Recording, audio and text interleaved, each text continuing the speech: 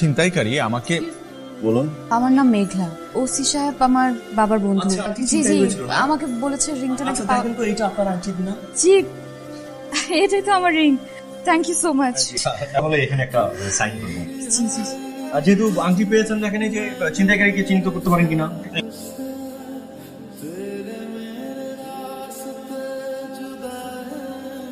না, উনি না। আহা, এনার কাছেই তো আংটি পাওয়া গেছে। আপনি তাহলে আংটি কই পেলেন? ছিনতাইকারী দিয়েছে। এটাই তো এতক্ষণ যাবত আপনাকে বলার চেষ্টা করছিলাম, আপনি তো শুনতে চাচ্ছিলেন না স্যার। ছিনতাইকারী আমার রিংটা ছিনতাই করেছিল, আমি উদ্ধার করেছি। কিছু না না, আমি কিছুই মনে করিনি। আমি আকাশ।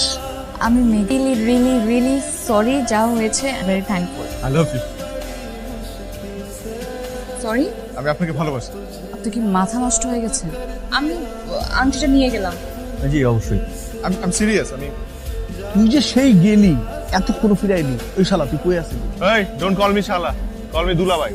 আমি বোন কই পাবো? আমার তো বোনই নেই। তোর বোন ঠিক করে আসছি। কোন মেয়ে? ওই মেয়ে। ওই মেয়ে কোন মেয়ে? আরে ওই মেয়ে। বুঝলাম না, প্রেমে পড়ছে? আসলে প্রেম না। শুধু প্রেমে না, আমি তোরে প্রপোজ করে আসছি। তবে আমি এটা শিওর যে মেয়েটা আমাকে পাগল মনে করছে। তুমি বসো, আমি একটু আসছি। আপনি কিন্তু কাজটা ঠিক করছেন না। কোন কাজটা? দেখেন, আপনি আমাকে আমার রিং খুঁজে দিয়েছেন, যতটুকু মনে পড়ে সেটার জন্য আমি ধন্যবাদ দিয়েছি। তো এখন শুধু শুধু আপনার পিছু নিচ্ছেন কেন? কারণ আমি তো তোমাকে ভুলতে পারছি না।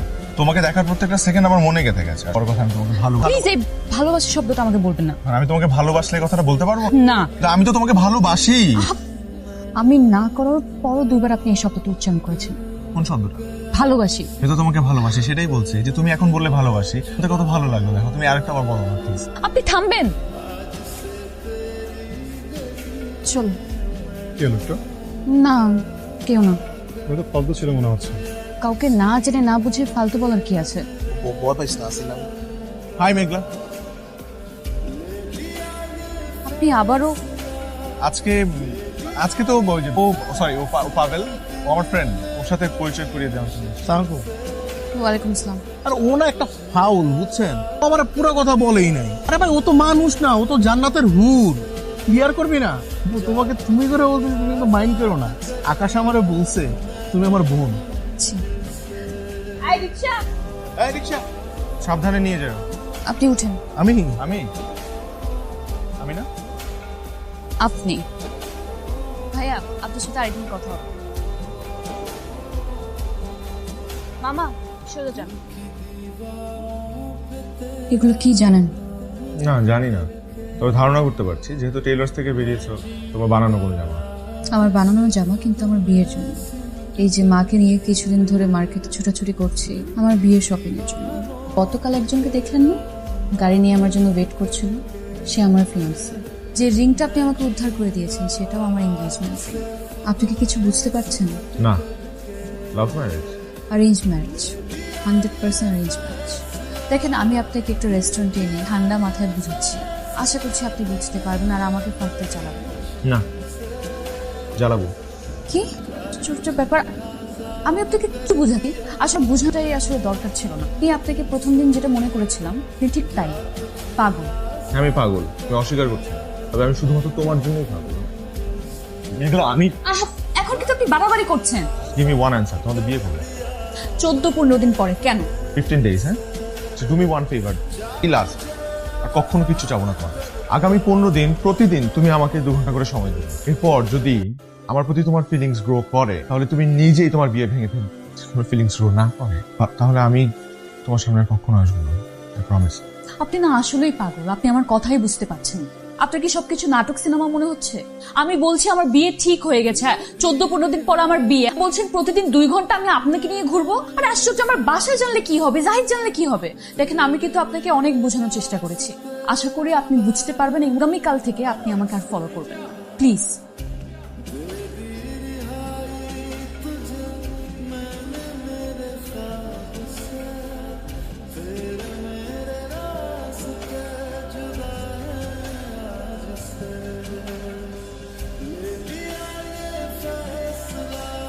উঠেন এখান থেকে, জুতা পরেন, চলেন এখান থেকে।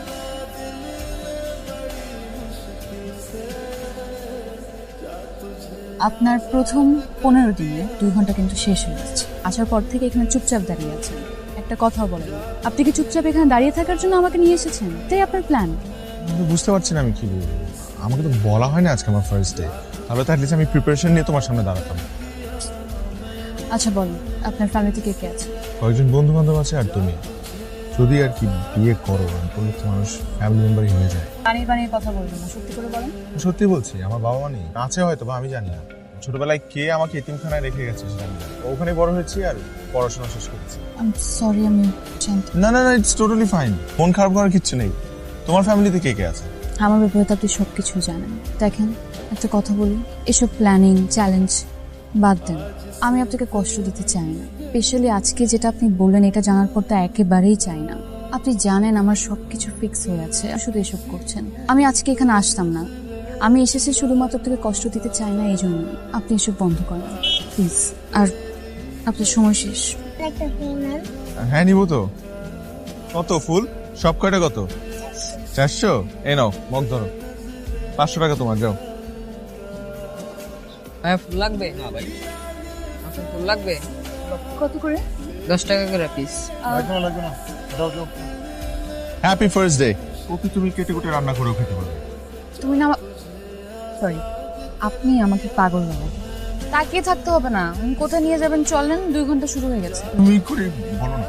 আজকে তুমি বায়না, কালকে আরেকটা নতুন বায়না, এসব চলবে না। বলো না তুমি। আপনি এমন করলে আমি কিন্তু চলে যাব। হ্যাঁ ঠিক আছে, আচ্ছা চলো। চলো চলো। চলো। চাইলে তুই করে বলতে পারি, বলবো? আজ আমাদের শেষ দিন, কাল থেকে আর দেখা হবে না। আমার আরো একদিন পাওনা আছে। আকাশ, কাল আমার বিয়ে, আমি বের হতে পারবো না।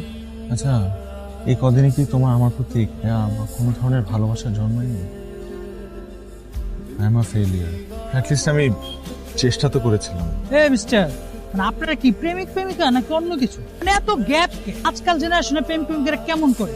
চিপ করে থাকবেন। প্লিজ, এটা আমাদের পার্সোনাল ব্যাপার, প্লিজ আপনারা পার্সোনাল ব্যাপার বলুন তো। ঠিক মজা লাগবে। মারবেন নাকি? মারেন বলছি।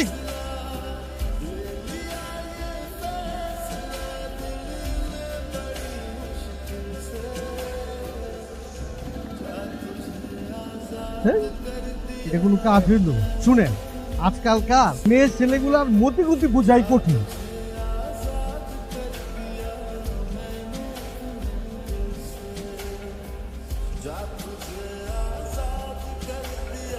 আকাশ, আমি হেরে গেছি, বুঝতে পেরেছি তোমাকে ছাড়া আমারও থাকা সম্ভব না।